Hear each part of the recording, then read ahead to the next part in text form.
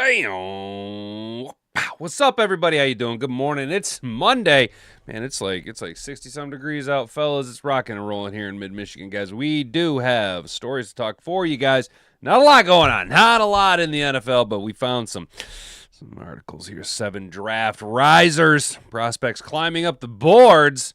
And then, of course, you seen them on the thumbnail there. Why the Detroit Lions should draft old Zorro there. I'm going to start calling this cat Zorro. I was looking at the accolades of this. Yo, y'all that have been on the Jacob Rodriguez train, I get it. He's a bad man. This is a bad man. And boy, if the Lions want to keep running that 3 linebacker base defense, yo, Jacob Rodriguez is a bad man. We will discuss just how bad of a man old Zorro Rodriguez is here before, of course, doing what we're all here for. It's Monday. Guy here, I don't know if y'all notice. Next week's the draft. I got today off, which means I got to work Tuesday, Wednesday, Thursday, Friday. And then I'm on vacation. Starting from Saturday until the 27th. Y'all. But we got mock drafts. We got mock draft today on our Mock Draft Monday. And with it being a Monday in April, of course, that means we're doing all 7 rounds of the Detroit Lions over here at NFL Mock Draft Database. You guys know we tend to run a little bit long, a little bit little lost in the weeds. It's going to happen. I can't stop getting hung up on prospects. You guys know what's going on, so get your chats ready. Make sure that you guys are prepped with your prospects. Talk about it because, guys, the pencils are getting sharp. The pencils are getting sharp. All right, the information is getting sound now. We're getting a little bit more of a clearer picture on reality of prospects and what to think and do. If you guys could do me a favor before we, get into the show, subscribe, channel, notifications, share it all around, all that stuff. Cool, thanks. Now we're going to go ahead and kick it to my guy, Jocko. We're going to go ahead and get into the show. If you can say the word good, guess what? It means you're still alive. It means you're still breathing. And if you're still breathing, well, then hell, you still got some fight left in you. So get up, dust off, reload, recalibrate, re-engage, and go out on the attack.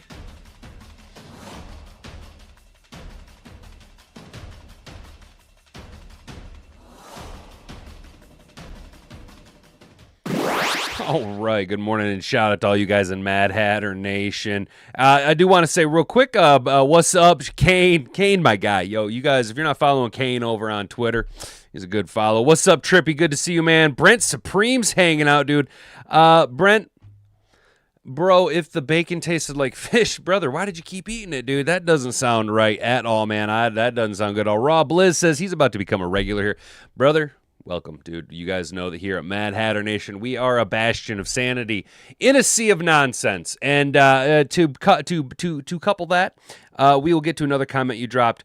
It's more of a big nickel hybrid. Brother, the fact that you are utilizing terminology like that in the chat knows that you understand the reality of the NFL, and that is evolution, hybridization, and how to manipulate the best of multiple situations for the ultimate outcome. And that's exactly what I think the Detroit Lions are doing, and why some of these picks that the Lions could be making could upend people's draft boards, but we will all go, oh my gosh, and we'll go, hey.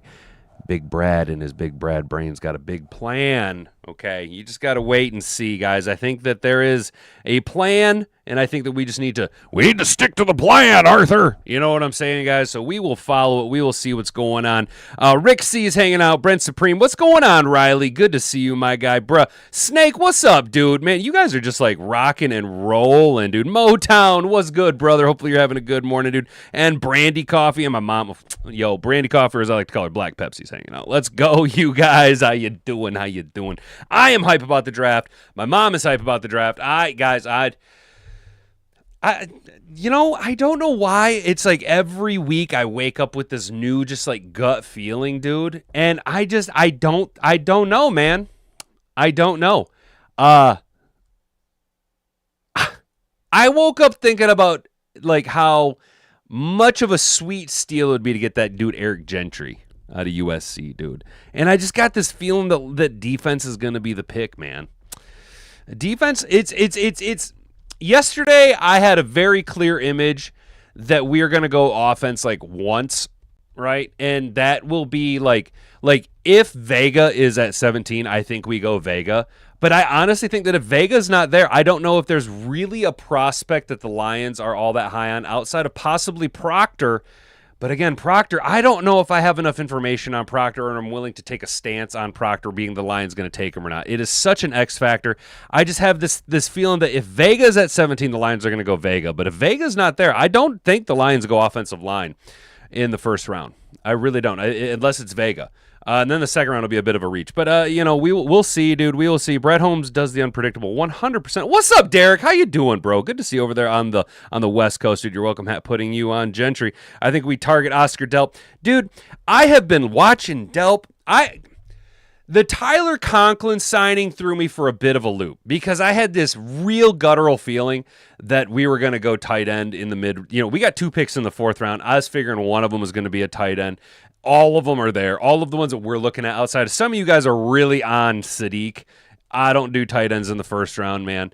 But Delp, the kid out of Houston, Tanner Cazzoli, Roush, and then of course Klein is always there later on, guys. So I like the Delp. I like the idea of another tight end. I just got this feeling that block right, Brock wrong is going to be on the out. I think he not only underperformed with the small opportunity that he didn't ultimately succeed in, be it by injury or production. Brock wrong, block right had a chance to really earn his paycheck in the absence of Sam Laporta last year. And now we don't like to poo-poo a guy for injury because that's nothing that they can really control. However, the reality is what the reality is, and business is business. The NFL is business, entertainment business, and you're not entertaining. Availability is the best ability. And if you're not available, I can't continue to pay you and count on you to be there. So we're going to go on. We're going to side on Tyler Conklin, right? I know that there are some people that are still in this thought exercise of Sam Laporta.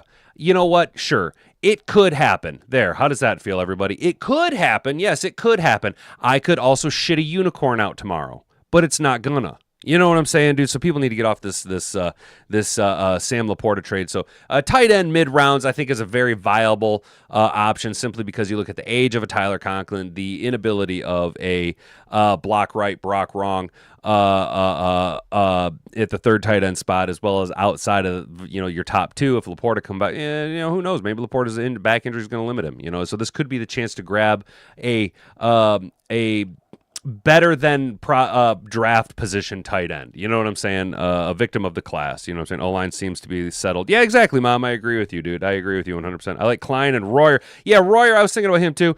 Delp seems to be that for everything kind of guy. Yeah, dude. So, Rod, the one thing that I would wonder about Delp is he kind of falling into that? Is he as good as we expect him to be, or are we just kind of overglazing, still kind of reminiscing about Brock Bowers and the Georgia tight ends a little bit? You know what I'm saying? Is this like the Jeremy Shockey effect on Miami tight ends? You know what I'm saying? I don't know who would be the best pick. I just need Dan and Brad to be unified in their decision, and I think that they generally are, dude. Look at how excited they were over Hutch, Gibbs, Sewell, Jamo. Generally these guys I think have a plan, and I think that I look. I'm telling you, I know we all know that Brad Holmes thinks that he's smarter than everybody else. Dan Campbell, and I'll say this time and time again, Dan Campbell is a lot smarter than people give him credit for. And I think that a little bit of Dan and Brad love fucking with people. I think that they genuinely get a little bit of joy and a little boyish glee out of outfoxing people.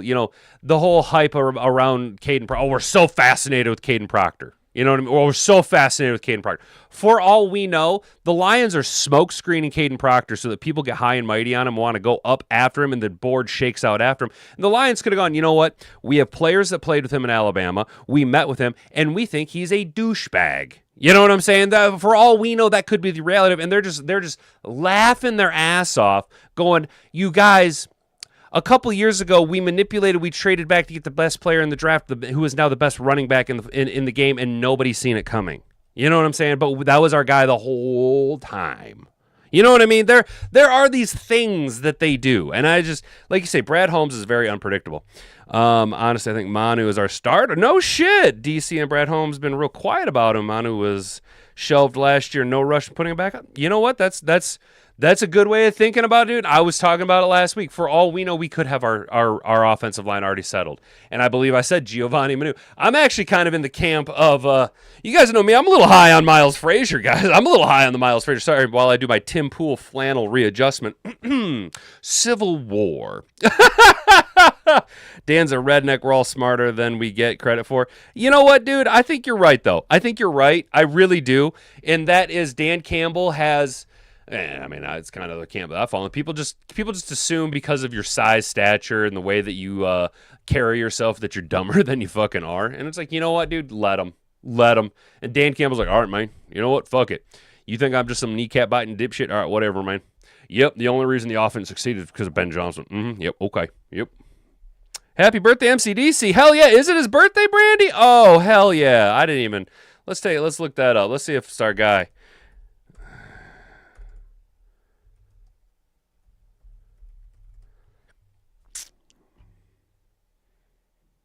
Ah, hell yeah. April 13th, Dan Campbell's birthday. Let's go. So what is that? 30 and 20. So he's 50 years old? Dan Campbell's 50. Is my math right? He's 50? Right? Yeah. 76 to 2006 would be 30, right? Yeah, 30 years, and then to 2026 would be 20, 20, and 30 is 50. Hell yeah, that's what's up. Dan Campbell, Big Dan. Happy birthday, Big Dan the man. Speaking of other Big Dan's the mans, that makes sense. Dan the man. 7 prospects climbing draft rise. Just hit the share button if you like the way that I talk. We got 7 prospects who are shooting up the board. You guys, we're not going to talk too much about this cat. You guys know Monroe Freeling. The who's that Pokemon of prospects? You know what I mean? Like if you just take Monroe Freeling and you put him in a shadow, right? You just shadow him out with a who's that NFL prospect? You take away all of the starts, or lack of starts per se, and you just look at the physicality of the individual, the frame, the build, the athleticism, the maneuverability. Now there is a little bit here. Scouts who mentor or monitor the SEC said they could see Freeling's pass protection technique improve in real time. His hands placement got better throughout the season against some of the most explosive defensive players on the draft board. Games against Auburn and Texas Tech last season are frequently mentioned by elevators or evaluators. I just like calling them elevators. So there is a little bit, but the reality is he worthy? Is he as good as people are expecting him to be? Because what it comes down to is there isn't as big of a sample size as you'd like to see, you know. So to the degree of Monroe Freeling having 16 collegiate starts, why then are we not elevating Max Finkel as Einhorn? You know what I'm saying? Because that cat, he's only been playing ball for 14 or since 2001 or 2021, since he moved to the U.S. from Nigeria. But he moves better than, I'd say he moves better than Freeling. He's the same athletic build, damn near the same measurables. How come he's not getting all the hype and hullabaloo? How come we're seeing Freeling shooting all the way up to 6, but why not Finkel as Einhorn? Now, I do know Finkel as Einhorn is climbing up the board, right? So that's why we're not able to really mock him at 50 as much as we'd like to. The reality is we're going to be kind of screwed at the pooch if we don't grab a tackle. Now, if we're not going to go tackle, maybe Manu. I keep thinking, you might be onto something with Manu, dude. But all that to say, Monroe Freeling looks the part. But, how much of the NFL, how often do we see guys who can really fake it until they make it? And the proof needs to be in the pudding. I like the build, but I think part of the reason why I'm off Freeling a little bit has been Mike the Slipper Payton had a line that said, you want to win now. And Freeling is a project 2-3 year out player potentially. If you want to win now, you're going to need him to be able to contribute in 26 and 27, right? Now, if you're hoping for another project and you're like, all right, well, come 27, 28, he's ready to go. Is that something you and the fan base are willing to wait on when you could strike on a player I know I keep coming back to a Keldrick Falk or a Jacob Rodriguez who can help you win now, be impactful now. Is the offensive line serviceable? Things to see. That's from a Detroit Lions perspective. Dylan Thieneman, safety out of Oregon. He has an extensive resume as a 3-year starter, 2 at Purdue and 1 at Oregon. 302 tackles and 8 interceptions in his career. That's a significant sample size. But then he uncorked a 4.37 40 at the 41-inch vertical at the combine. At 6 foot and 201 pounds, this makes folks circle back. Pretty prototypical build, a nice sample size. The tape is what's going to elevate him, and then he, of course, crushed it with a fast 40. Now, 40 doesn't really contribute anything to availability ability in the NFL outside of being a gunner on special teams. But you know what, dude? Some guys make a good living on special teams. Here's our guy, Max Finkel-Einhorn, Arizona State. He's likely moved himself into an early day 2 consideration as a project player who has improved quicker than expected.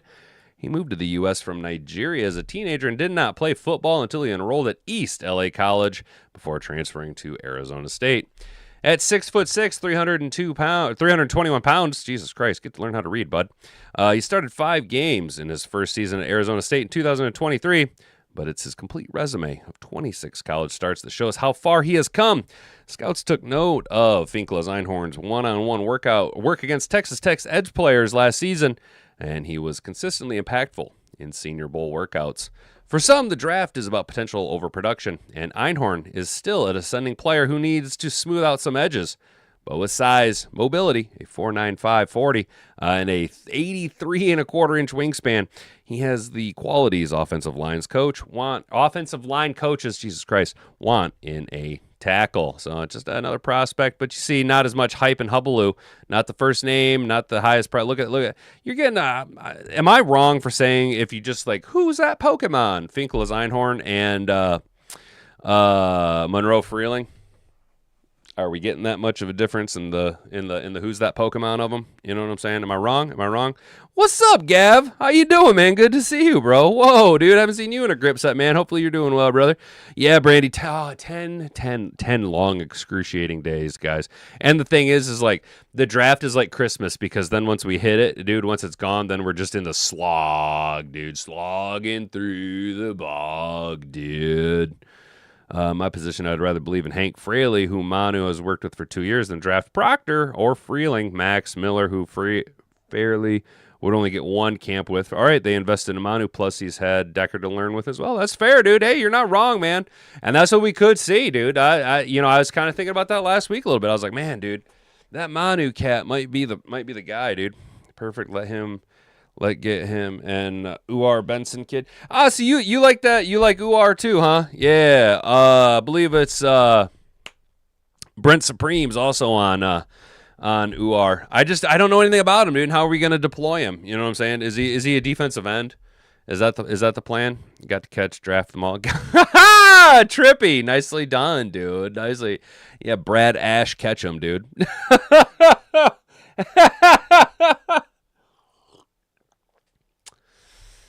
Oh, dude, all right. So, for our pre-draft show next Thursday, do I make the thumbnail Brad Holmes as Ash Ketchum? Is that what I do? Yeah, I think that's what I do, man. I got to write that down. Let me write that down real quick. That's clever. That's funny.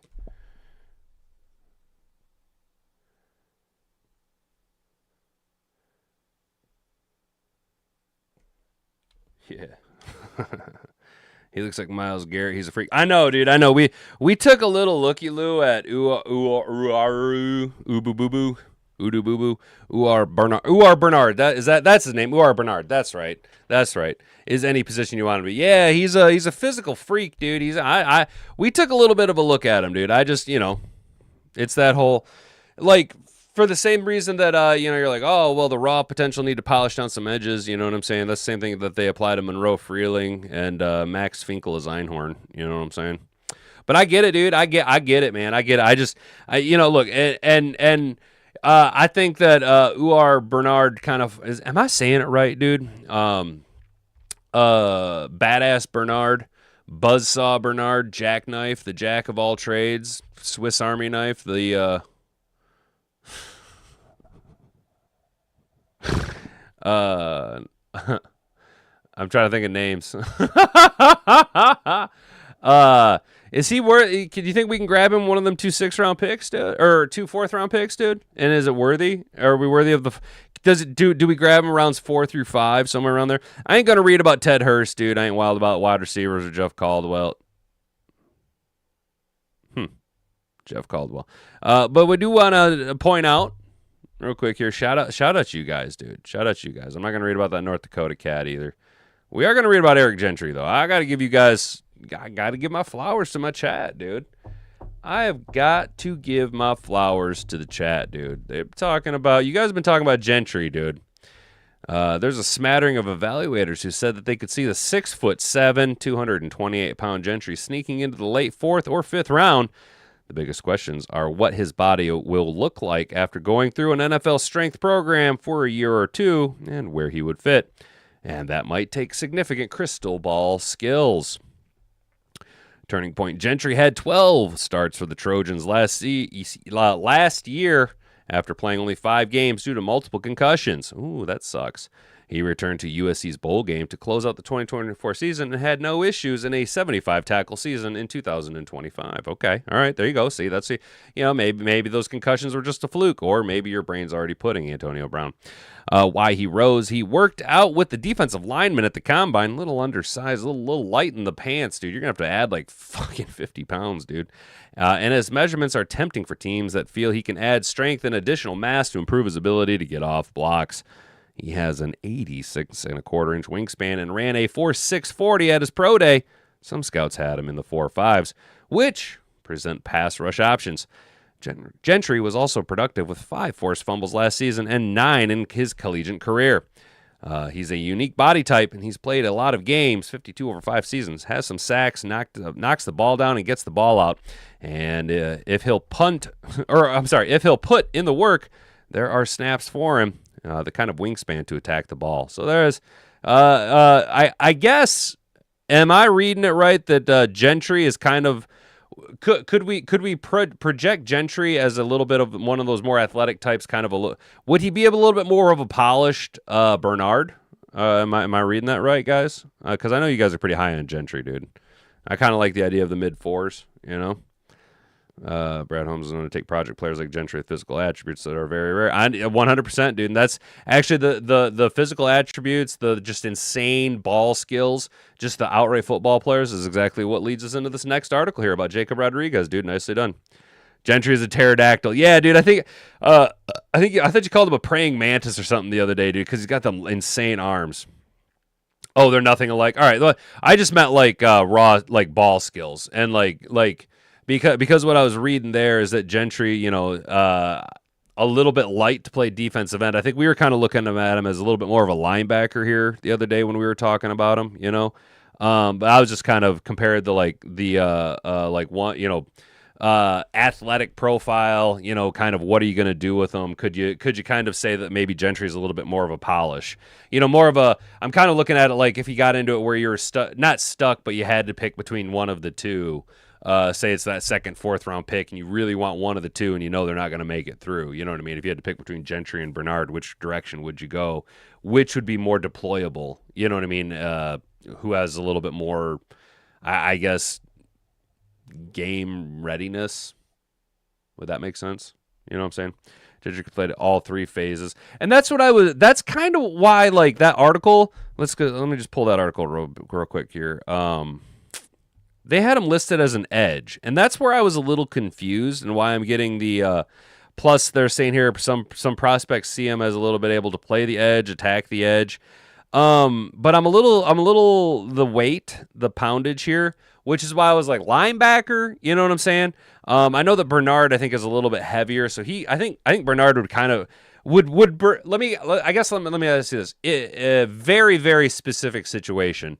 You're in the Lions. It's our 2nd, 4th round pick. You know that Gentry and Bernard. You want one of those two, and neither one is going to make it to the next pick, to your next pick. Okay.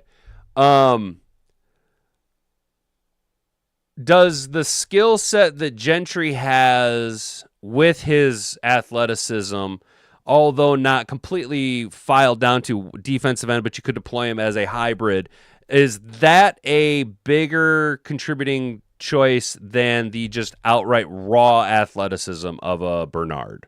Am I making sense? Because I'm trying to work through this in my head. You know what I mean? Bernard is 86 pounds heavier. Okay, that's gotcha. I couldn't remember his weight off the top of my head, and he's like 6'6" ish, right? Bernard, they're about the same height, right? Like height wise. Gentry's unique height and arm length versus Bernard's physical dominating presence. They're extremely rare in comparison. Okay, so there you go. I guess then that's the question that I'm trying to ask is like, because both of them have these incredibly like rare profiles that are very unique to each of them. Like who would you take? You know what I'm saying?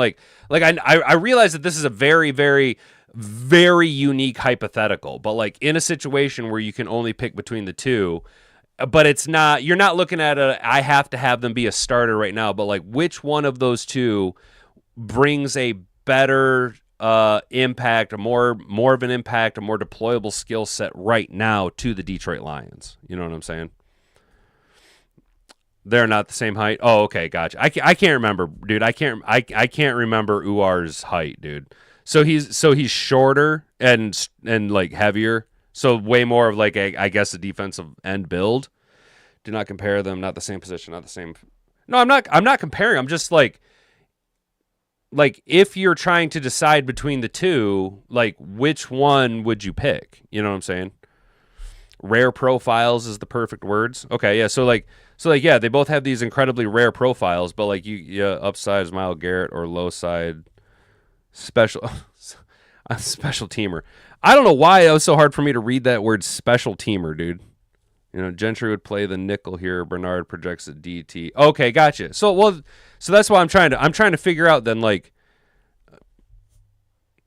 Well, even then, son. Even then, then that opens it even more so.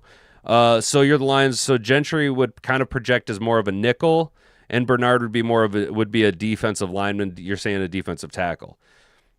We already have players at both. You know what I'm saying? Chefs and Broncos are reported to be looking at Uar. Gotcha. Do you want to pick between an apple and an orange? I don't like either. Right now, it's not Bernard. DT isn't going to move the needle for us, in my retard opinion. Well, and that's kind of what Trippy. That's kind of what I was asking. Is like, so Gentry projects as like a nickel here. Bernard is kind of a defensive tackle.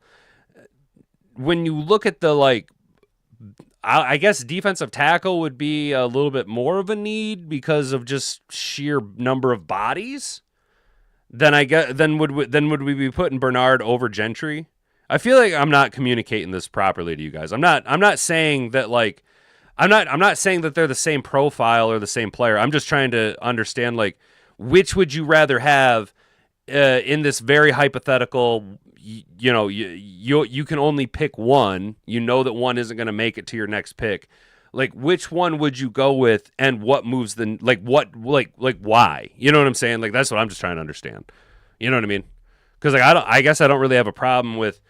I don't have a problem with the Brad Holmesian, fascination with a player's physical profile is a little bit of a project. See Giovanni Manu, right? I do have a problem with it, going a little bit higher than say the third round, or God forbid we do like we did with Manu and trade up and burn draft capital. They're both extreme outlier players. Trying to compare them is the most idiotic comparison ever, like comparing Jack Fox to Mahomes. Well, no, dude, I don't think that is an idiotic comparison because I'm not comparing either one. I'm asking you which one would you rather have, and like what is it about that player that moves the needle for you? Uar would make a bigger impact. See, there you go, Jack, there you go. See, so Uar would make a bigger impact. Gotcha. Gentry would be more of a box safety. You're good. I know what you're saying. Brent is getting stuck on. Oh, okay. Yeah. That's kind of. That's like. I'm not trying to be a dick, Brent. I just don't think like. I don't think I'm communicating to you like what I'm trying to say. I'm not comparing the two players.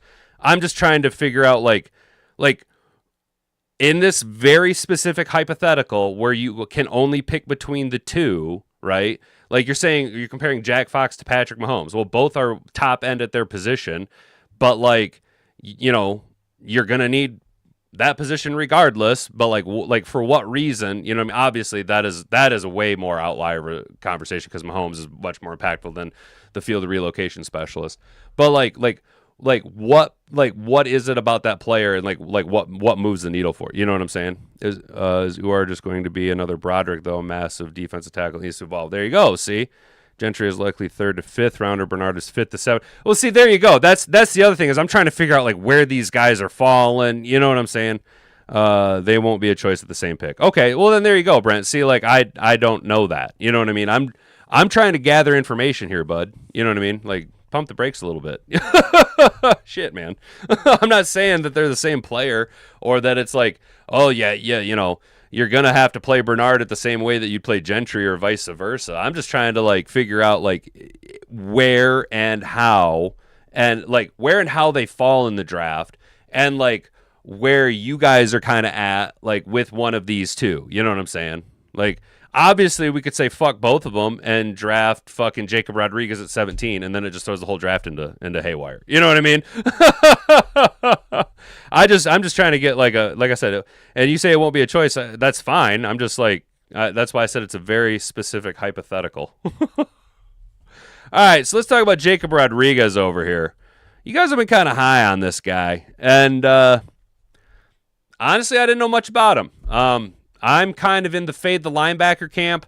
I was very high on Sonny Styles because, and this kind of is to your guys' point of Eric Gentry, I got very fascinated with the Sonny Styles being this hybrid player, which we talked about early on, about the hybridization, the evolution of the positions. I would like to see the Lions maybe,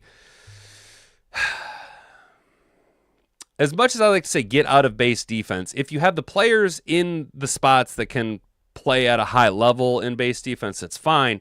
I think base defense really screwed us because I really didn't see Alex Anzalone performing at the level that he performed at the year prior. It just felt like he was slower. It felt like he was out of position, and maybe that was the coordination. I'm not exactly sure.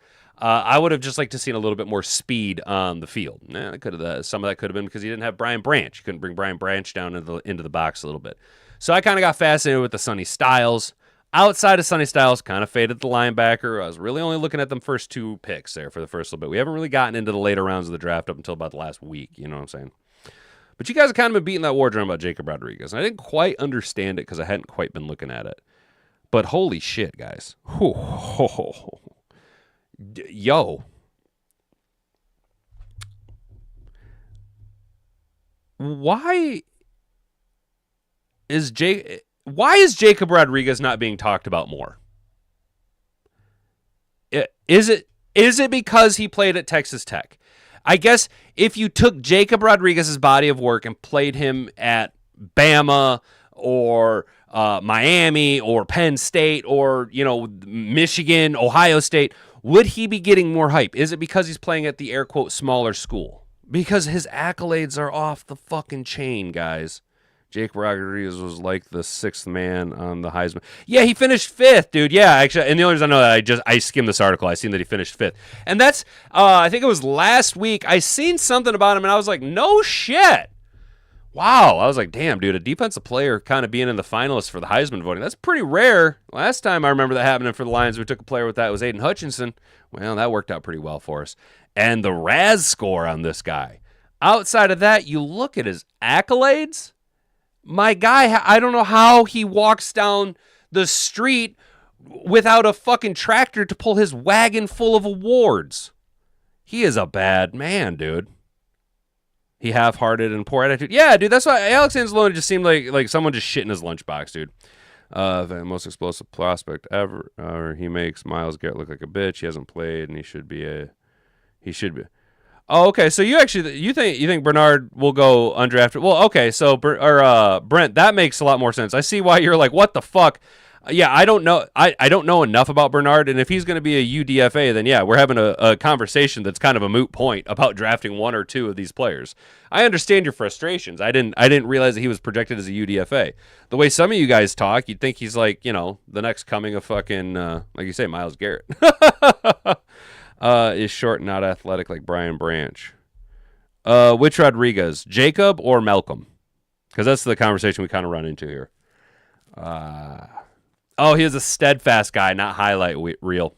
Wasn't that kind of a Dan Campbell, Brad Holmes type dude? You know what I'm saying? Now, I don't agree with this. They say the linebacker is a position of need.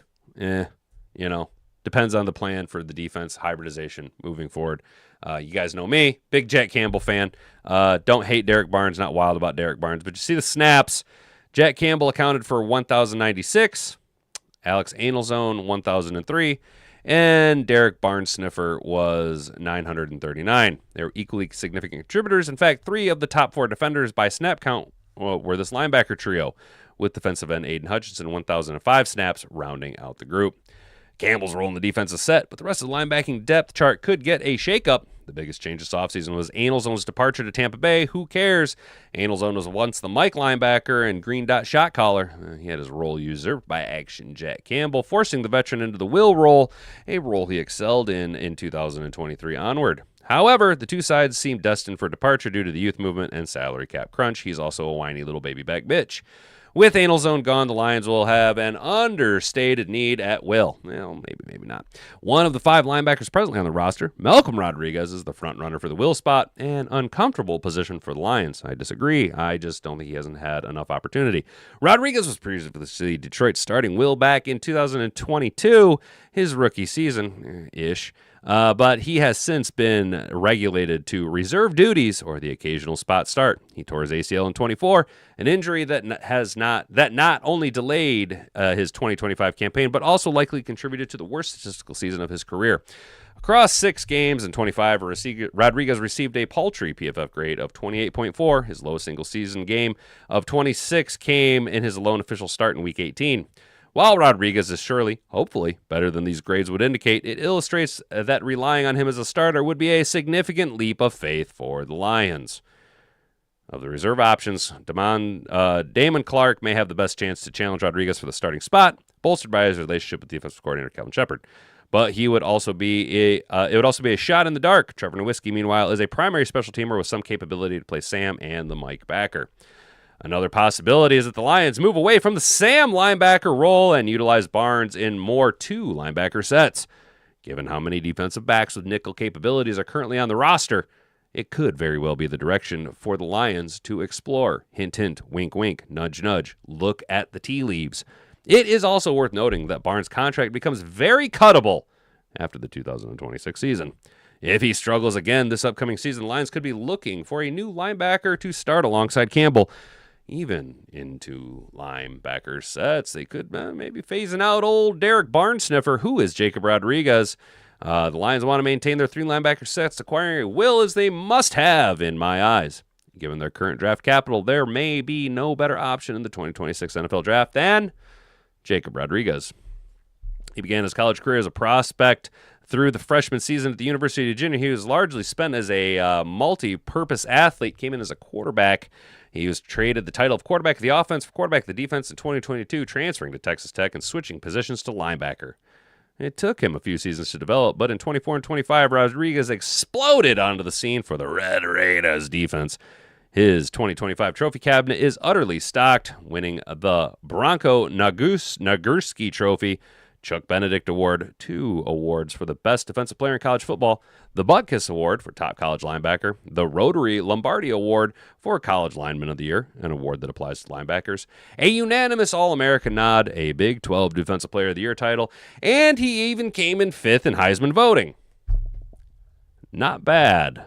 Not bad resume for a quarterback recruit. As mentioned, his playstyle, Rodriguez best at will linebacker at the NFL level.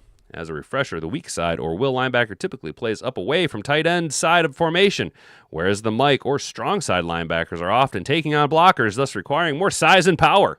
The will linebacker can afford to be smaller, like Malcolm Rodriguez. The smaller size is offset by a greater range, highlighting the need for athleticism and awareness at the position, whether that is shadowing running backs in coverage or reading and reacting to run blocking. While Rodriguez comes in a smaller than average linebacker, 6'1", 231 pounds, it is adequate for the will position. He makes up for it with lack of length with an elite athleticism. Rodriguez is a linebacker prospect in the 2026 NFL draft class. He scored a 9.61 RAS out of a possible 10. This ranked 137th out of 3,460 linebackers from 1987 to 2026. Yeah, not bad. Not bad. Not bad. Not bad. Not bad. Though not an elite coverage linebacker, he has the traits to become one. As a comparison, you need look no further than Anal Zone's progress from college to the NFL. Where Anal Zone was drafted by the New Orleans Saints in 2017, he was billed as an athletic linebacker who could grow into a coverage role. After 9 seasons in the NFL, Anal Zone has quietly become one of the better coverage linebackers in the league and quietly become one of the worst. It took time for Anal Zone to be good in coverage and not very long for him to become bad. It is just as much as an athletic test as a mental test. The mental side of Rodriguez's game is arguably his best. His background as a quarterback gives him a unique ability to diagnose offensive play calls from the defensive side, and he has shown a knack for sniffing out blocks before they develop. Being athletic only carries you so far as a linebacker. Reading and reacting in time can be the difference between a big offensive play and a big defensive play. In action, Jack Campbell's rookie season, he had an elite athleticism, but his anticipation was lagging behind. Too often, Campbell was getting washed out in rush defense due to a misread lane or redirection. That changed for Campbell with experience, and he has now paired his speed and power with split-second decision-making, turning him into an all-pro. I think Rodriguez could hit the ground running as a pro, as his awareness is already at an NFL level. Rodriguez also has a mastery of the peanut punch, a technique that was made famous by cornerback Charles Peanut Tillman, and is a staple of the current Lions defense. Throughout his college career, Rodriguez has forced a whopping 13 fumbles, thanks largely to the technique of punching out the ball with a closed fist. When examining playmakers on defense, sacks and interceptions are often the main point of discussion, but a player who can consistently force fumbles is an asset that needs appreciation. Editor's note, ahead of 2025 season, Texas Tech coach Joey McGuire visited Detroit's minicamp and learned how Lions defensive Calvin Shepard runs the drills at the NFL level. When installed at Texas Tech, Rodriguez thrived. Little connection there, huh? I think Rodriguez could develop into a great cover linebacker before long. His play speed is solid, but what he really stands out on tape is his quickness and acceleration.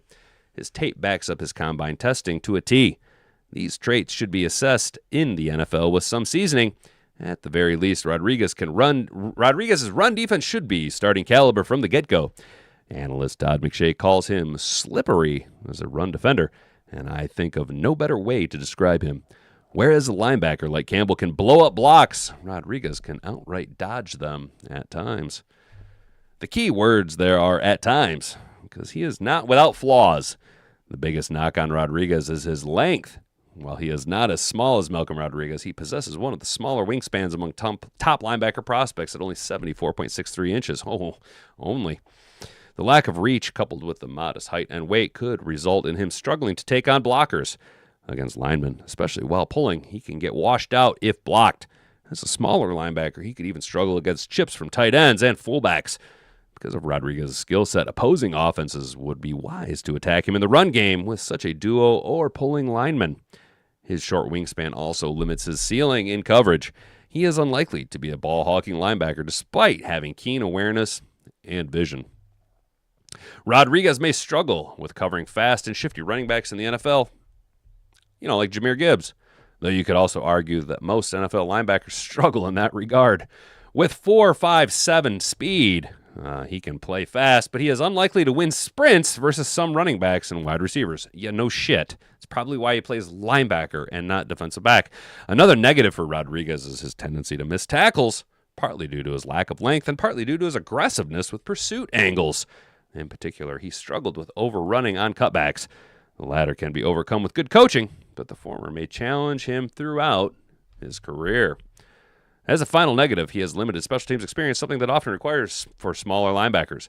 Due to his athleticism and football IQ, he could develop into a decent special teamer, but it is not a craft he has honed yet because no one's asked him to do it because he's been such an explosive force in his role. Intangibles, I've already spoken in length about Rodriguez's top-tier awareness and how it translates to success on the field, but Rodriguez checks almost every box on the Lions' typical prospect wish list. From birth through to college, Rodriguez was an athletic junkie, doing everything from wrestling to track to baseball. His high school prowess as a quarterback earned him a scholarship to the University of Virginia. Oh, Virginia! Though he only saw action as a receiver and running back in limited snaps. A coaching carousel prompted a transfer to Texas Tech, where his college career took off. Part of that success came from his natural ability that once made him a dual-threat quarterback, but it is also a testament to his perseverance and growth. He started as a walk-on at Texas Tech, so his college career culminated in a stack of awards, and a spot on the Heisman list demonstrates how far he has come. Grit and motor are at the forefront of Rodriguez's game. There is the no-quit attitude and leadership that the Lions covet are integral to him as both a football player and person. When injuries prompted Virginia to move him away from a pure quarterback, Rodriguez accepted the opportunity. At the 2026 NFL Combine, he stated that the time he was, quote, more than happy to do whatever he could to help the team win. When he transferred to Texas Tech, nothing was guaranteed for him. Not a spot on the team, not a scholarship, not even a bed to sleep on. He could have quit and moved on from football, but a passion and calling kept him on his trajectory. Sleeping on a half-folded mattress topper does not make you an NFL pro, but it is one of the pieces of the puzzle that helped Rodriguez become a valued leader on the Texas Tech defense. His draft value, just making sure we're almost done here, of the eligible linebacker prospects, Rodriguez could very well be the one selected after Sonny Styles. Arvell Reese is more of a pass rusher than a traditional linebacker, akin to Micah Parsons. However, there lies the problem with Detroit's potential aspirations of drafting him. Styles will surely be off the board before Detroit is on the clock, but there is a sharp drop-off of consensus draft prospects after him. Detroit currently holds the 17th pick in the draft, but that is likely too rich for a player with Rodriguez's lack of length and team with arguably greater needs, offensive tackle and defensive end. The Lions have demonstrated that they value linebackers more than the average NFL team, but would they really invest another top 20 selection in an off-ball linebacker? Barring another Brad Holmes trade, Detroit's second selection will come at the top 50 overall, a spot at the edge of Rodriguez's projected draft projection. Most analysts have him in the top 40 to 50 range between Rodriguez's, Georgia's C.J. Allen, Cincinnati's Jake Golday, Texas' Anthony Hill Jr., and Pittsburgh's Kyle Louise. There is no consensus linebacker 2 in the draft, meaning by the time Detroit's second pick rolls around, the draft board could vary drastically. It would not be unreasonable for Rodriguez to slide due to length of concerns, but another team could just as easily fall in love with his intangibles and pick him sooner than expected. I would not rule out a late first-round selection for him. If Rodriguez is out of the board at pick 50, I would be pounding the table for him, and I imagine many of the Lions front office feels the same way. Things will get interesting once we hit pick 30. If Styles is the only off-ball linebacker off the board and the first round winds down, it could bode well for Rodriguez falling to 50. If a player like Allen or Golday goes off the board in a surprise move, I would not rule out nor be against Detroit moving up to take Rodriguez somewhere in the mid to late 30s, a jump from 50 to 36. Might cost Detroit a future third-round pick, but nearly an annual tradition for the Lions and Holmes. And if that's what it takes to secure a day one starter at will, I would take it. That's funny to me, a near annual tradition for Holmes. The exact landing spot for Rodriguez is difficult to project, but I believe that whichever team selects him gets a smart, athletic, and gritty linebacker that could stay for years to come. Hell yeah, guys! That's what I'm saying. I know. I realize that they're kind of glazing him. They do shout out some deficiencies with him. He's a little bit shorter, a little bit stockier, but so is Zach Thomas, dude. How do we feel about that, y'all? Is short, not athletic like Branch, so Brad will draft who are in the 5th round. I would spend a 5th on him. I'd go 6th, sure. I want Anthony Hill Jr. and Kyle Louise. Move Kyle to nickel. Fair enough. Yeah, Gab, I think you've been talking about Anthony Hill Jr. quite a bit, actually, dude. 100% linebacker is a need, in my personal opinion, or a point of view. Campbell is the only 3-down linebacker we have. We should have 2. Yeah, I'll give you that. Malcolm is short and athletic. Jacob is short and not athletic. Nice. All right. Guy with Barbie hair was a drama queen. Fucking shocker. No shit. Hey, did you guys see that Trevor Lawrence cut all his hair off? Rodriguez would win weak side linebacker job if Lions draft him. God. Damn, Jack. I'm so stupid. I was like, yeah, of course he would, because we'd have 2. Of course a Rodriguez would win. No, I see. If we drafted, I see what you're saying. My bad. Were you born on anal zone, or would you have worked at it your whole life? Was I born in anal zone? Oh. Nice. Nice. Admittedly, I was hyped when we drafted signed Anal Zone. I was like, that guy's good. He's athletic. Well, shit. We managed to rant and rave for a little too long. Let's get into this draft here, guys. I'm going to try and move this along. Obviously, we're the Lions. We're over at NFLmockdraft.com. All 7 rounds, expert board. And we're going to go fast because I don't feel like dragging this out. We're going to kind of move this along. You guys know we're going to be moving the draft. We're going to be doing drafts, mock drafts, mock drafts, mock drafts. It is the season of mock drafts. We're the Lions. Let's get after it, fellas. Let's go ahead and kick this underway. How much you want to bet it's all the same? Bam. Oh, wow. Moving right along. That's what I'm talking about. Look at us. Falk. Hang on. Get out of here. Let's see how it shook out. Mendoza, Styles, Mayuga, Love, Reese, Lemon, Tyson, Bailey, Delane, Downs, Tate, McCoy, Jr., Bain, Falk, Conception. No tackles got taken. God damn it. I got to ask, have I just overanalyzed everybody where I feel like why do I feel like I'm staring down a plethora of riches right now? Why do I feel like I'm in a win-win-win? I feel like no matter what pick I make, I'm going to pick the wrong guy, but it's not going to be the wrong move. That there's just it'll still work out, but there's a better guy. Let's see who's calling. Let's see what the offers are, huh?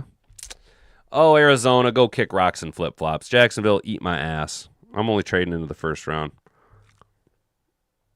What do you guys think? Should we see what Philly's doing, or Cleveland, or the Chargers, or Pittsburgh? I kind of like this range right here. Ugh, Chicago can suck a dick. Chicago's gross. How do we feel, chat? Hell yeah, Brandy Coffee in the Rumble chat. Appreciate it, sister. What do you guys feel? Should we trade? Should we work and wheel and deal, or should we just take a player? Because I mean, my lord. Didn't I just say that we take Vega if he's there at 17? But Freeling's there, dude. Proctor. Ugh, Proctor. Miller. Parker. You guys want to take Ty Simpson? I know you guys want to take Ty Simpson.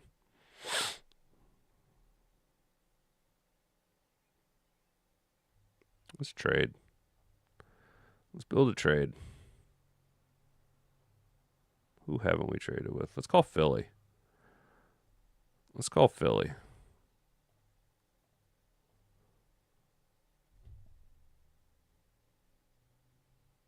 Do you hate it? Do you guys hate it? Let's do that. Let's entice them with a 7th rounder. 17 for 23. Get back in the 3rd and deal away a 7th rounder.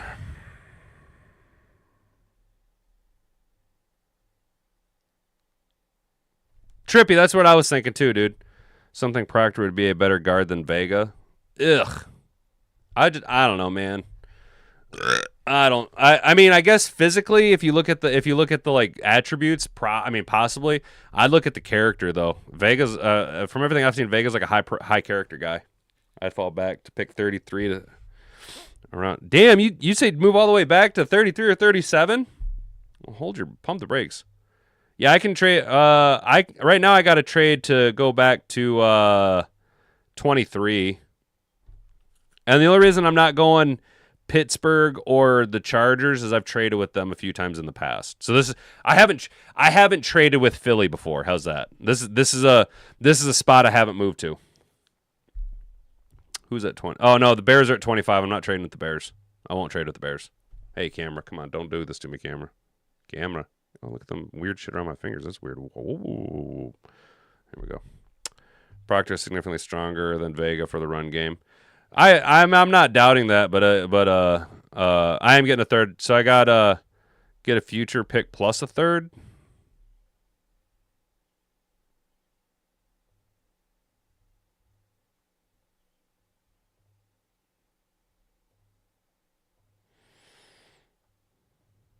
How about that? How about a future 5th rounder? Plus the 3rd. How's that? Now that I think about it, what's up, Sleepy? How you doing, man? Hey, Brent, how how would Proctor? I mean, isn't he like 6'15"? How would he project at the guard spot? That seems really tall for a guard. And isn't Fano supposed to be moving over to guard? Is everybody just shifting over to guard? Yeah, fuck the Bears, exactly, Brandy. I kind of like this, dude. I kind of like this raw. It gives us a future. It's not a fancy future. It's a future 5th rounder, but we also get a 3rd and 23. I also get out of the 7th round because I don't like the 7th round. I'm doing it. See ya. Boom.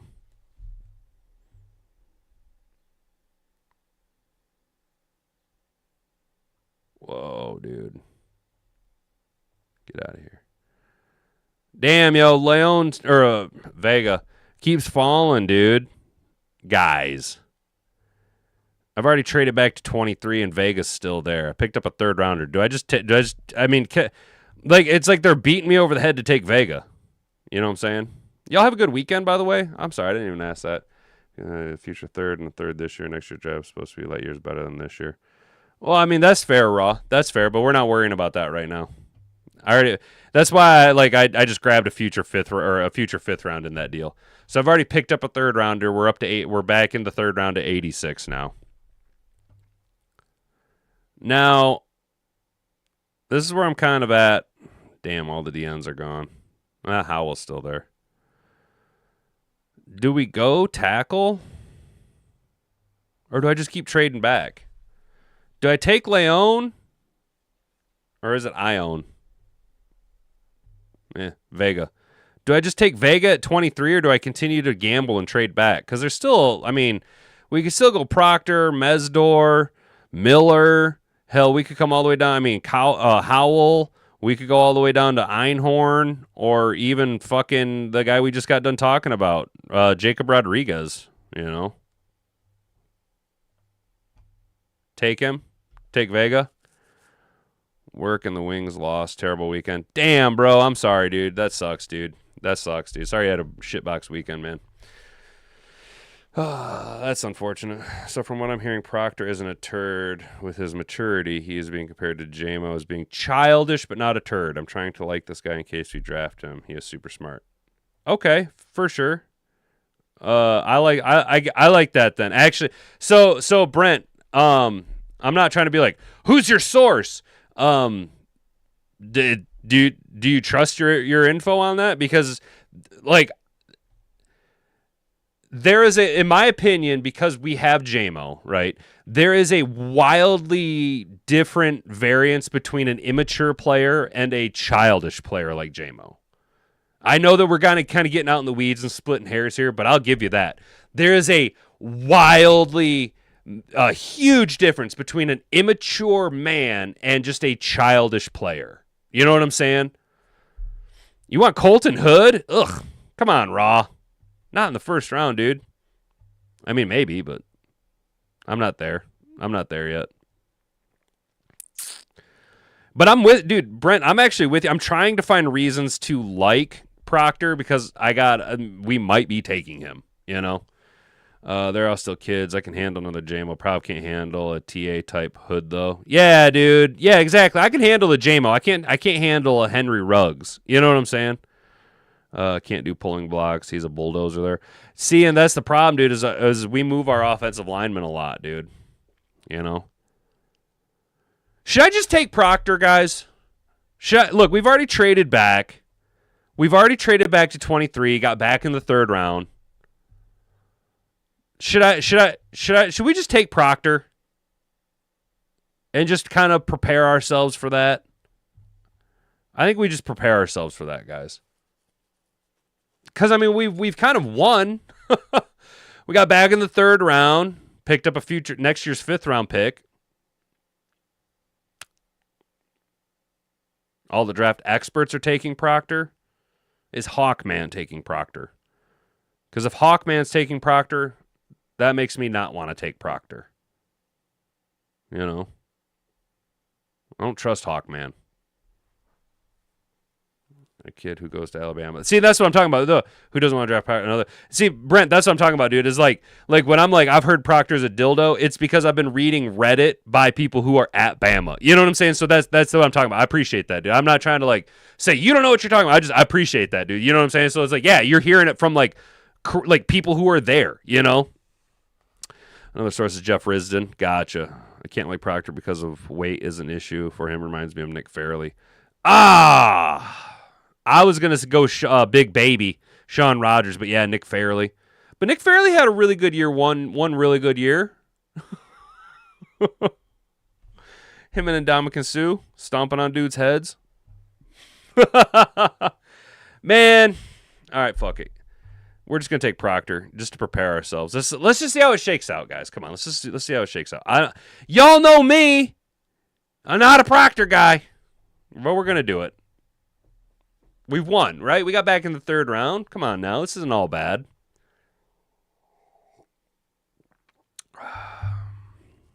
In fact, I might just fade defensive end this entire draft. Fuck it. We got bodies on bodies.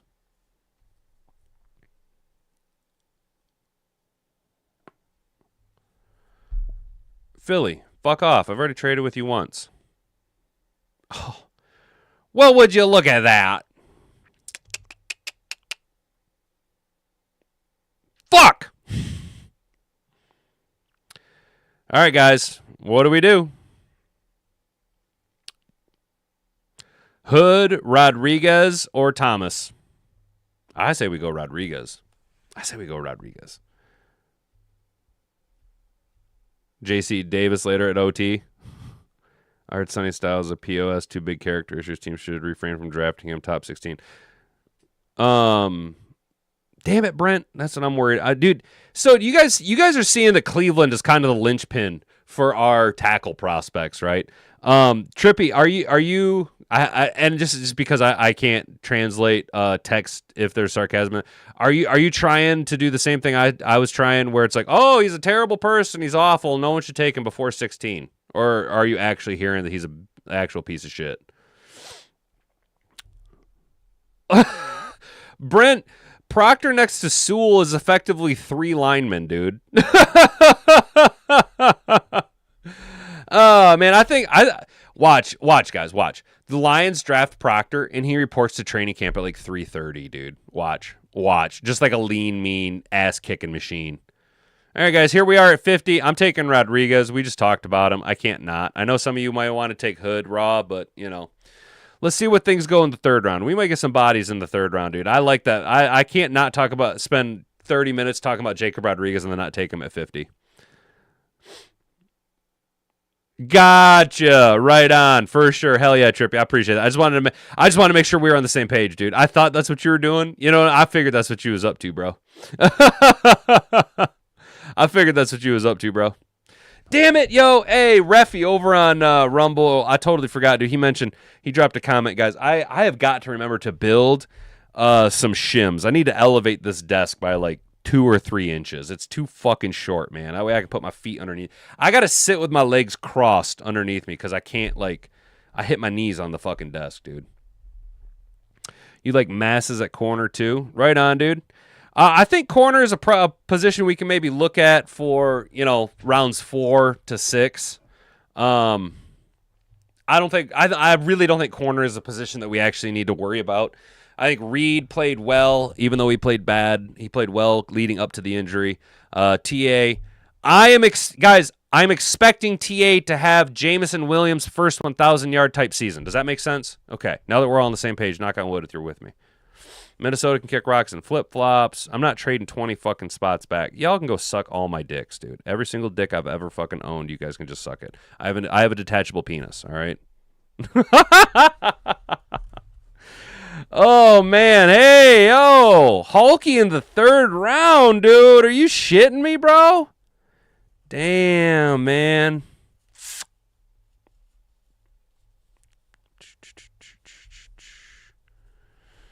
Yo, what are we doing? It feels weird. I don't know half these guys because I never see them, and we're never in the third round, yo. This feels so fucking weird, dude. This feels weird. I kind of want to take Hulky. Or is it Hulk? Yeah, it's Hulky. Am I saying it right? Yo.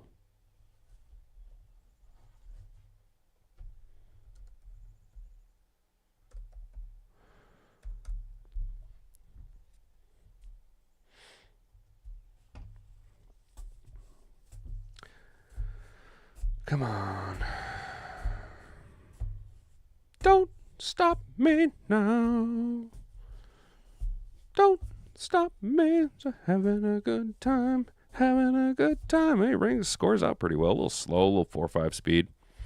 Tied for the team lead with 2 interceptions at New Mexico. Houston, first team all ACC. Tied for the team with 3 interceptions. Played all 12 games, 11 starts, 88 tackles, 4 PBUs. Suspended for the first half of the team's opener because he was ejected from Houston's final game in the previous season. Oh, so he's angry. Mr. Give It To Me is a throwback safety with compact, densely muscled frame and a pro feel for reading the field. He's a rare blend of ball hawk and enforcer who can scurry into passing lanes for takeaways or run through a receiver to break it up. His pattern recognition and instincts are top-notch. He's decisive in his reactions. A lack of sustained top-end speed could create mismatches in man coverage. He's more effective playing forward than he is at guarding large spaces in deep coverage. He's rock steady as a finisher, but sees the missed tackle total tick higher as a open field tackler. Hulky's frame and game are pro ready, though. He projects as a good NFL starter in a zone-heavy scheme. You mean like our safeties are supposed to do? Compact, densely muscled frame, built like a pro. Outstanding instincts, posted 12 PBUs, operates good eye balance and decision-making in passing lanes. Closes downhill with good balance. Enforcer in the middle hits like a bag of concrete. Toggles speed to maintain pursuit, leverage, and adjust his path to ball carriers. Generally tackles with good form and plenty of stopping power. Below average recovery speed, short arms, loses some of his effectiveness when playing downhill. Will have speed mismatches, average change of direction, and reactive agility as an open field tackler. His speed concerns me some, but he's just a really instinctive player all the way around. I know there are different opinions about him in our building. I think he's a Pro Bowler in the right scheme, NFL personnel director told sources at NFL.com. He's got a 6.29 next-gen stat score, which will eventually be an average starter. Do they give his RAS score? Athleticism. Overall, not bad. How do we feel about Hulky, guys? You know, I know this is a very hypothetical situation because right now we're not slotted in the 3rd round at all, but how do we feel? Sock is over 6'3" and fast enough. I like him as a hybrid nickel. Who's Sock? Sock. I was reading it like a fucking Pokemon name. Psyok? Psypok? Sock, 6'3", fast enough. Doesn't Haley have shoulder concerns? Hulky? I have no idea. Clearly he has speed concerns. But he's got a lot of instincts, guys. So what do we do? What are we doing here at 3 in the 3rd round? Excuse me. You guys want to take Malachi Fields, the wide receiver out of Notre Dame? Yeah, that's what I thought you'd want to do.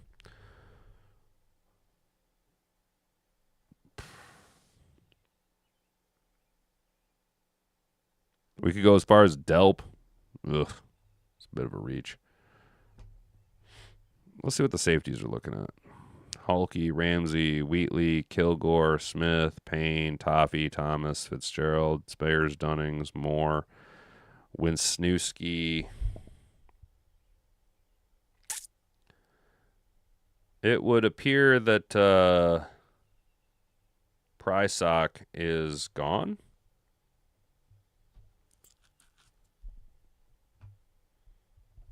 I don't know. Let's look that up real quick, Jack.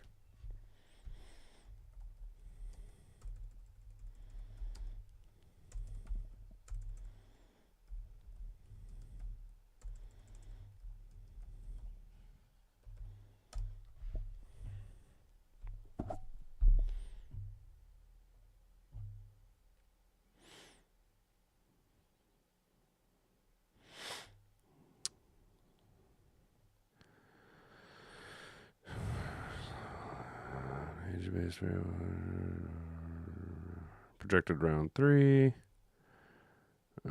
Lose reports possible lingering shoulder issue. I don't know, man. He played 12. I don't know, dude. He played all but one game. He just opted out of the bowl game because of an injury. Has a track record of perfect availability. There are loose reports of a possible shoulder injury in his final season, but I couldn't find any hard confirmation of it. He did participate in the Senior Bowl, which is reassuring. Overall, Hulky is the right age and appears to be very clean as long as his shoulder checks out. Hulky finished with a healthy 10 interceptions. Doesn't appear that there's any injury concerns other than he just opted out of their one bowl game in his final year, probably to protect himself. Oh, he's a corner, pie sock. Am I saying that right?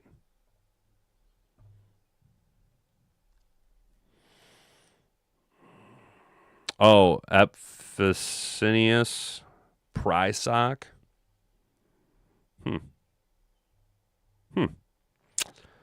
And he projects more as a safety? Because you say he projects more as like a Mano REA? Huh. Well, I guess then outside of Hulky, who do you guys see here in the third round we're taking? You know? Because doesn't that kind of solidify a little bit of a need doesn't he kind of fit that Brian Branch build? You know? Gives us a little bit more flexibility on the back end. I mean, are we looking at who? Josiah Trotter?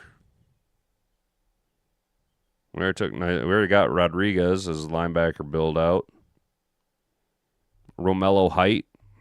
Connor Liu. Ted Hurst. This third round's weird. Could go Kilgore. All the way down to Kilgore if you want.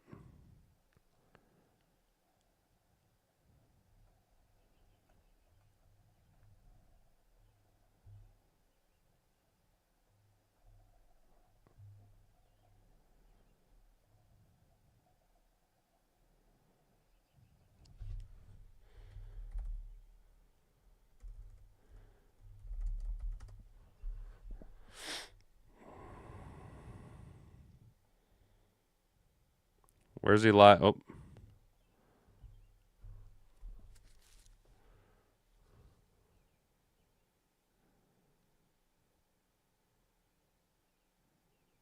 Absolute count in terms of we still have some more work to do, in this week for sure.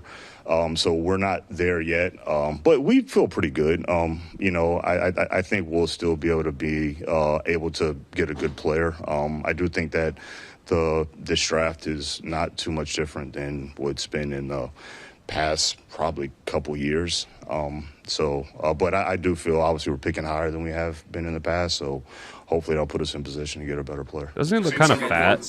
Brad Holmes getting fat. Like national reporters expect it to be a trade-heavy first round. Are you getting an inclination of that? I have not. It's probably it's a little so early that action. Usually calls will start to happen, but we haven't gotten to that point yet. But it could be. Brad, the balance in the draft between why is he standing there like Dave Chappelle? Man, I don't know, man. Or more long term, has that balance changed over the last couple of years as new challenges have presented for your roster? So Josiah Trotter is Jeremiah Trotter's son. Then. I am correct in that. I was wondering that this whole time. Because like I've always said, the reason why we always go like the best player available approach is because there is only one draft and the roster is going to change every single year. Every single year is going to be new needs. It's going to be, contracts are going to expire. Things are going to happen. So what may not seem as a immediate, I need this right now for this year, that might not be the case for the next year. So that's what's been our approach on that. But there's times where you might, it lines up. Like I said, maybe the best player is a perceived need, and it lines up that way. It's lined up like that in the past, but that's not always the case. Brad, you've had some success drafting some players who are injured, like JMO, and obviously you've had some others that have gone the other way, like Hendon. How do you decide how you're going to take an injured player? Yeah, it depends on what the injury is. It depends on what the injury history has been in the past. Take like JMO, that was, that's what I thought. I thought Trotter had a couple sons. I thought he had one to go pretty earlier. Good about what the injury was, and felt pretty good about with where medical advancements was like Jermaine. We felt pretty like good that. about that. The same thing with Hendon. I don't think Hendon. I don't think his injury was the reason of why it didn't work out that way. But yeah, you just got to look at everything. It's just you just got to feel good about it. But it's case by case for sure. things we're seeing with NIL is players staying a little bit longer in college. Mm-hmm. I'm just curious when it comes to age with the draft. When you're evaluating tape of, say, a 24, 25-year-old, does that have to be a little bit cleaner tape, knowing that you want maybe instant impact, whereas 20, 21-year-old, you can project a little bit, see a little bit? I'm just curious how you approach kind of the age element of the draft that we've seen now. Older players. They mean Mesdorf. Tim, I They're think it goes deliberately both asking ways. him about It Mesdorf. depends, what has the tape look like? How consistent has a player been for an older player, older coming out in the draft? So if it's 24, 25 years old. Just say unfortunately, you Mesdor, gotta have to start Jesus. adjusting as well, because like you said, these kids are staying in a much longer time, so you're going to get some older prospects. So maybe certain positions that maturity helps. Sometimes it may be a little bit more of a warning sign, but it is something that we've had adjusted to. I think it's case by case. It just depends on the player, depends on the position. It's a lot of factors that they go into it. One of the topics associated with that is like so many people speculate about, well, he's going to be 30 when the second contract rolls around. Like, how much weight do you put into that? Yeah, no, you got to be prepared for that because it's real, man. So like, look, you guys 24, 25 years old now, and he's going to be looking at 30, by the time the second contract comes. Okay, so how much longevity it is. Maybe he hadn't played a long time and he doesn't have as much wear and tear, but, father time is father time too. So, but you have to look at all of it. And again, it's case by case, but it is real though. On defensive end, what's your confidence in Say that one more time. Right tackle and defensive end, what's your confidence level in Borum and Wanham if those guys, that they can be every down starter types, or do you have to? He's so tired of asking that. Did you hear that sigh? Yeah, He's so tired of answering I've this. said in the past, I thought Borum put out good tape. I said in the this past, year. yeah, dude, he's sick of being asked this foresee that. question. You don't have a crystal ball, but from what last thing We're I not saw going on tackle. tape, I do think that he's got starter level ability, and same as Wanham. You're talking about guys that have been starters in the NFL, but just kind of look at where the trend is going, where the arrow is going. The last time they're still young, but we feel good about both of them, so we don't feel like it's we have to supplement them because good. That you aren't doing a local pro day this year. Just kind of curious why you made that decision. Yeah, just internally, we just kind of made a decision to kind of just utilize that time for some other things, but still utilize the local visits as well. So we still utilize the local visits, but we're just not. We just made the decision really last summer to do away with pro day, and we'll see how it goes. If we feel like we missed something by not doing it, then we'll look at it and adjust again. Not to show your hand too much, but how many offensive tackles do you see in that first round or even in the second round as potential first day starters in this draft? Man, I think anytime you're dealing with a rookie, I don't care where you draft them at. You're gonna have to be prepared for a little bit of growth period. So it's hard to say.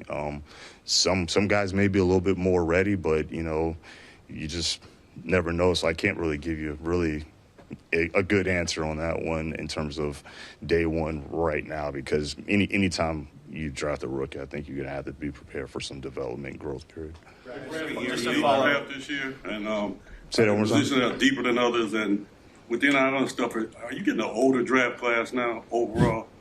Guys staying? Yeah, I mean, that's just been the nature of, whether it's NIL It's the effects or, of the COVID season's finishing period out. starting Jesus. to come to a close.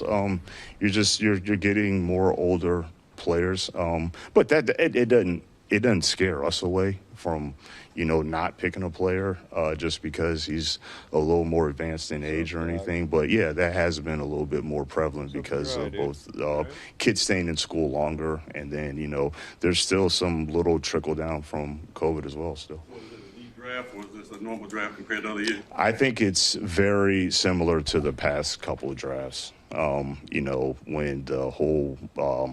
the amount of underclassmen that would enter the draft kind of drastically fell off. So that's why I would compare it to the past couple of drafts.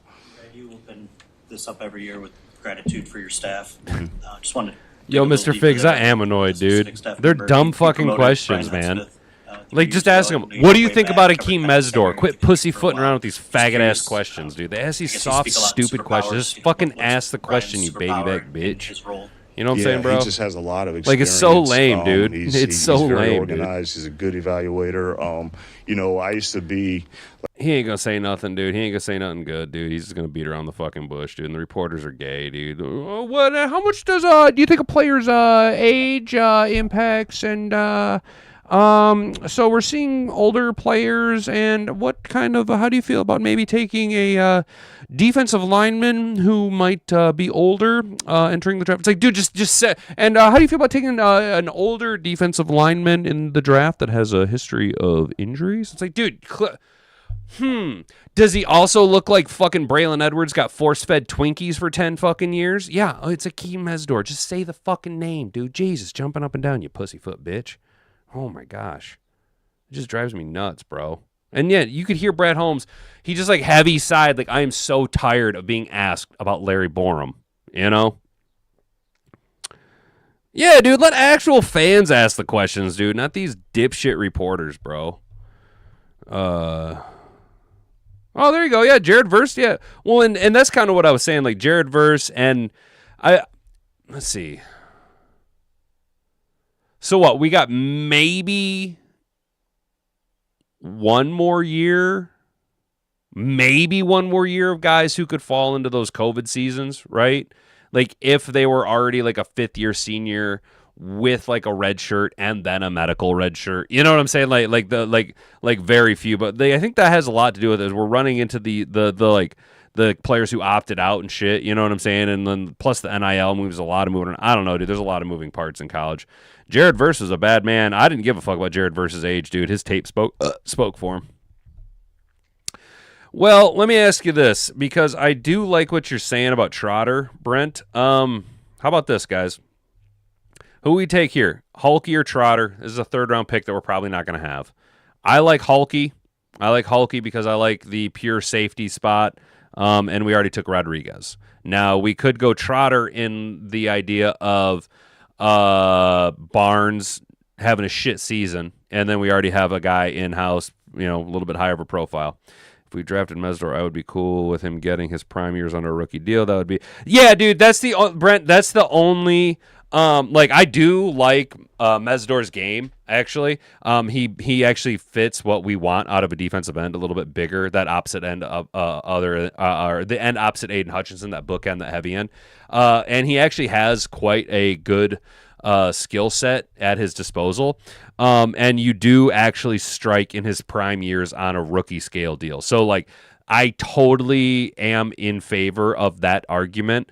The only caveat to that is you need him to be pro ready day one. You know what I'm saying? Like he has to be absolutely ready to go in order to make up more stories instead of direct. Yeah, dude, you could be right, dude. And it could be that and I like how you put reporters in quotes. Yeah.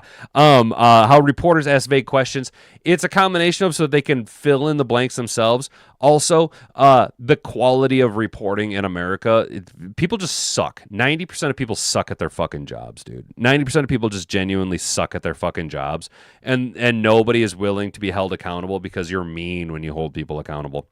I'm going to take Hulky, guys. I'm going to take Hulky because my mentality, my thought process is here is let's just say, he's going to fill in for Brian Branch. He's going to be in that deployment of safeties into the back end to kind of fill in for a potential Kirby Joseph absentee for a game or two. Brian Branch coming back from injury. It also then lets guys like, Avonte Maddox or Rock Yassin be more deployed directly in their cornerback roles as opposed to, say, a safety type role. This is thought exercise. Again, we're probably not going to have a 3rd-round pick, so that's why I'm going to take Hulky here. I do, although a little bit slower than what you want, I do like what I'm reading about him. And that's nothing to say against Trotter, but we did take Malcolm Rodriguez in the 2nd round. That's kind of why I'm fading the linebacker room. Beast at the same. I think Barnes will play Will, but but what would that be? Would that be ideal? Brent, I'm gonna in your direction, Hulky is 220-pound safety, definitely an enforcer. And that dude, what did it for me was Hulky was they referred to him as a bag of cement when he delivers hits, dude. He's an enforcer. He's that old school safety. So maybe we're kind of looking at how's this? What if the fascination with Sonny Styles being that hybrid tweener linebacker that could play the enforcer bigger nickel, we just put that on Hulky? If you say, 222, kind of a that's the same size as Gentry, same weight, not same size, but same weight as Gentry, So and you put that into more of a cannonball size as opposed to like a log. A little bit more direct. It could be a sneaky little bang bang, dude. I kind of like that move, dude. I kind of like the Hulky move, actually, guys. I'm not gonna lie. I kind of like that. I thought that was kind of sneaky on our part there, guys. But that's completely dependent upon a trade.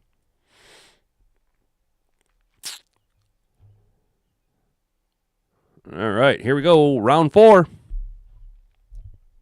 Delp, guys. Are we taking Delp? Are we taking Delp here? Ooh, Slaughter there. Slaughter, huh?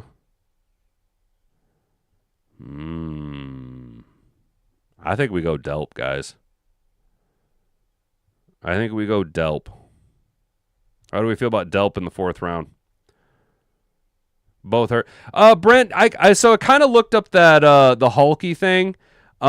He didn't play in LSU's bowl game, but he did play in the Senior Bowl. And before that, he played 12 out of 12 games in every collegiate season. So possibly hurt, but the report, I think it was Daniel Jeremiah that we were looking up. He couldn't, or whoever writes for Yahoo, they couldn't find any definitive this is a injury concern. It was more. It appears, at least by my analysis, that he was just going to sit the bowl game out to protect draft prospects. But he did play in the Senior Bowl, so that is a good thing. I did not look up anything about Trotter though, so I can't speak to Trotter. Just cursory rundown on Hulky is what I've seen. They hurt other people with their beat. Oh, gotcha. That's true. So are we in the same thought of on board with the old school enforcer, gritty, really just laying the lumber down on cats move there? That's kind of what I liked about him, was that just dropping cats, dude. Just out there just racking bodies, dude. Just stacking bodies. Call him George Washington, dude, because him and his boys are going to be out there stacking bodies, dude. So do we go Delp here, or do we go Jacoby Lane?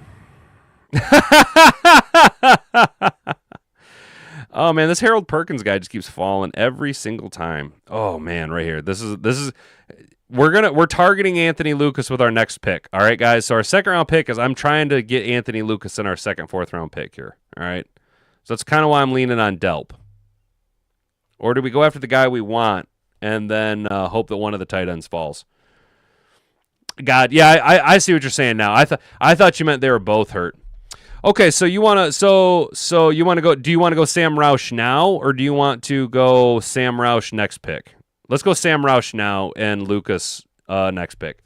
The problem is, guys, I don't think that there has been a mock draft where I haven't taken Anthony Lucas in the 4th round.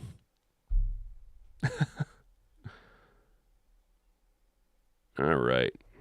Yeah, Roush is like an offensive lineman, dude. Yeah, I like that pick. I like Roush over Delp at that spot. All right. Oh, no! You buttholes. You fucking buttholes. Assholes. Bunch of assholes. Took my guy. They took my Anthony Lucas. All right. Let's shift gears. No Anthony Lucas. Rayshon Benny, Jake Slaughter, or Devin Moore, or Jacoby Lane. I can't get over Rayshon Benny for some reason. I'm very high on him, but he might be there in the next round. I kind of like Devin Moore. I kind of like Jake Slaughter. Man, do we take Jake Slaughter, guys? I took Sam Roush. He drops the ball out when he doesn't. No one wants to tackle him. Well, dude, and the thing is, Sam Roush is like an offensive lineman at tight end, dude. So I'm totally on board with that, dude. It gives us an extra big body. What do you think? One of the Florida boys here. Grab another wide receiver.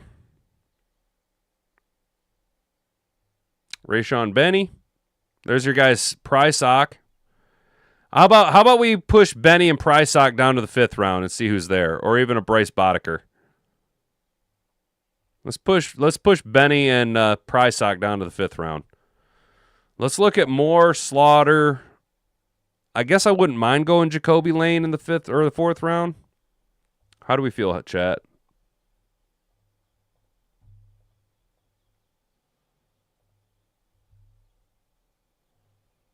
I'm kind of feeling Devin Moore, but we did grab a safety. Let's go Jake Slaughter, guys. Let's give us a little interior offensive line depth. What the fuck, man? I think my neighbor forgot that their car is supposed to have fucking wheels on it to go down the road. Bunch of inbred fucking crystal meth cousin fucking hillbillies, you know. Bunch of hicklibs, dude. Bunch of hicklibs. Can't stand the hicklibs. Piss off, Washington. Nobody likes you. Oh, would you look at that? All right, guys. Benny or Prysock? Benny or Prysock? Defensive tackle or corner? You guys are talking about... You know, we've always taken Benny. Let's take Prysock. You guys are talking about Prysock. Let's grab Prysock. You guys seem to like him.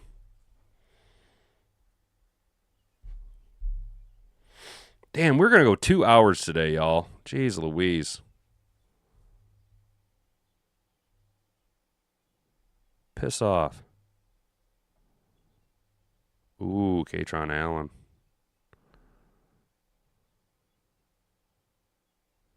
We just took a corner. Weren't one of you guys talking about Travis Burke?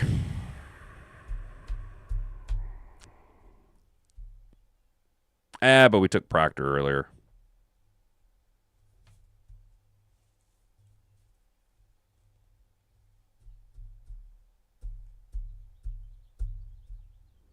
Katron Allen it is. Bam, because we had him in for a visit. Why not? Can't believe we're gone this long. Holy crappers, fellas. I like Benny because I saw all his flashes. Yeah, and honestly, dude, the only reason I didn't go Benny, Brent, is because we've taken Benny every mock draft. Like every mock draft. I've never taken Prysock. So that's the only reason I took Prysock, because you guys were talking about him, and I've never taken him, so I figured, fuck it, why not? They're fun day 3 corners. Yeah, exactly, dude. And we all kind of know what we're getting with Benny. We've mocked him a bunch of times, so that's why we just pulled the trigger on Prysock there. What says? I think this is our last pick here, 6th round, because we traded away our 7th. What do you guys want to do here? Do you want to go Kennedy or Burke? I kind of want to go Kennedy. We've taken Kennedy before. Oh, Bo Stevens, huh?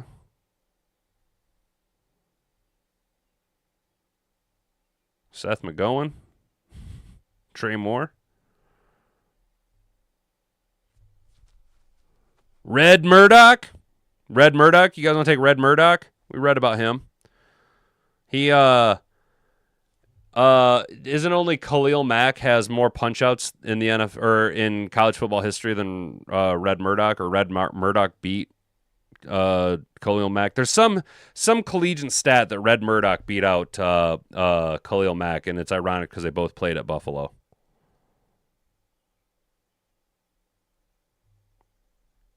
It's ironic. She had the brew, or I had the brew. She had the chronic. The Lakers beat the Supersonics. Prysock will replace Breakstraw when he gets hurt again. Oh, poor Enos the penis, Breakstraw. All right, guys, let's go ahead and grab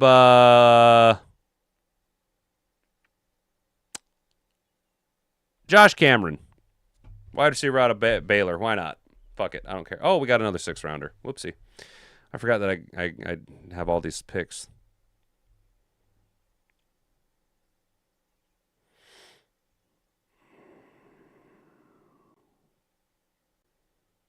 It's like all linebackers or running backs and linemen.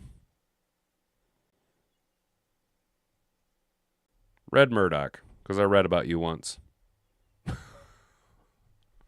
Because I read an article about you one time.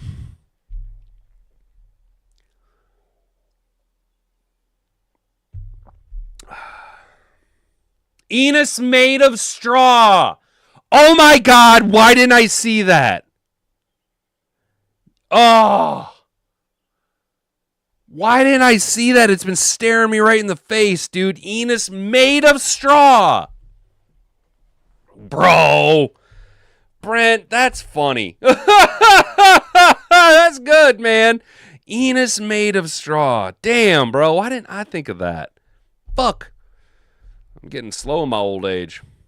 Oh, look at that. Look at that, huh? Look at all these picks. Proctor, A+ at 23. Rodriguez, an A at 50. Hulky, an A at 68. Roush, a B+ at 118. Slaughter, an A+ at 128. Prysock, A+ at 157. Allen, David Montgomery Jr., A+ at 181. Josh Cameron, A+ at the 205. Red Murdoch, B+ at the 213. Guys, look, I'm not trying to glaze myself, but like, I think we might be the smartest Detroit Lions mock drafters in the entire internet, like in the history of the internet and on the internet currently. Like, I think we just figured it out. I think we just won us a Super Bowl with these picks, guys. Are you shitting me right now? Are you shitting me? I think we're the smartest people in the sphere, y'all. Yeah, dude, no shit, Mr. Figs. Bro, Brad better watch out, dude. Look, I can stand up at the podium and look fat and shrug my shoulders with my hands in my pockets dressed like a fucking bum. Put a suit on, motherfucker. God damn, yo. Put a fucking suit on. That, I get it. I get the whole modernity is, relaxed and bullshit. Dude, you are the top dog.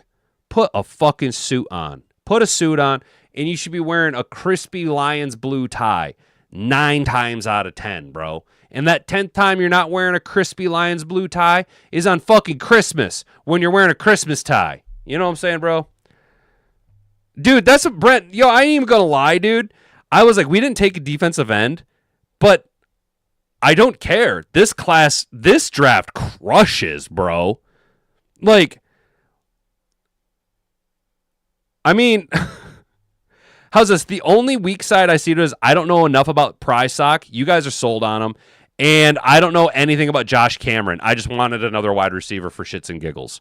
But, like, these top Proctor, Rodriguez, Hulky, Roush, those 4 picks alone are going to win the draft. Then you add in Slaughter, Prysock, Allen, Murdoch, Cameron. Those are all solid. Dude, from Roush all the way through Murdoch, I mean, look, we have all these guys make the roster. All these guys make the roster. None of these guys are practice squad. Maybe Murdoch, maybe Cameron. Highly unlikely. Highly unlikely. I think all these guys are on the active roster. I really do. Especially, y'all, that trade back to 23 really just crushes this draft because we grabbed Proctor so late in the draft, and then we're able to just follow it up with Hulky in the 3rd round. This is what needs to happen. We have the biggest brains on YouTube and Rumble and Kick. Knock on wood if you're with me, man. Plus, you would put those reporters in their place. Dude, I would be such an ass to the reporters. Like, okay, for example, how do you feel about possibly an injured older prospect in the draft? I would look at that reporter and I would go, do you mean Akeem Mesdor? Do you want to know how I feel about Akeem Mesdor? I'm not going to fucking tell you. That's a stupid question. Next question. Like, dude, there'd be no fucking around. I liked Epstein's Prysock and Hezekiah Masses because of their names. Then they won their underwear Olympics. So I watched highlights. Still haven't watched tape, but they looked the part. Nice, dude. Hell yeah. Well, dude, y'all, yeah, I mean, you guys are laughing, but I ain't even fucking around, dude. That's the problem with today's world is we don't have enough people just going, that's stupid. Like, we entertain stupidity, and that is a huge problem. You don't entertain stupidity Because then it just proves that there's two stupid fucking people. You just go, that's dumb, and move on. But nope, we got to make sure everybody feels welcome. Everybody's opinion counts, no matter how fucking stupid it is, dude. Like, oh, geez Louise, dude. Brad Holmes. And I'm not even trying to be a dick, dude, but he looked a little chubby in the face, dude. Little tubby, little Brad Holmes tubby tub, dude. Needs to get on Brad Holmes on that walking pad, burn off some calories or some shit, dude. He's hitting the... Clearly he's doing his draft analysis because he's pounding beers while watching tape, dude. I get it. You know what I'm saying? Well, boys, we went almost 2 hours today. I appreciate all of you who hung out for this marathon session. Have a good rest of your day. Stay out of trouble. Enjoy your Monday. We are less than 2 weeks away from the draft, and I am 4 working days away from vacation. Oh, yeah. Let's go. Stay dry out there. Those of you in wet Michigan, have a good rest of your day. Stay out of trouble. Don't do anything I wouldn't do until tomorrow at 10 a.m. I've been Hat and Beard. You've been an attentive audience. Hit the like button. Subscribe to the channel. Ring that notification bell. Share it around with all your friends. Until next time. Bonga bonga.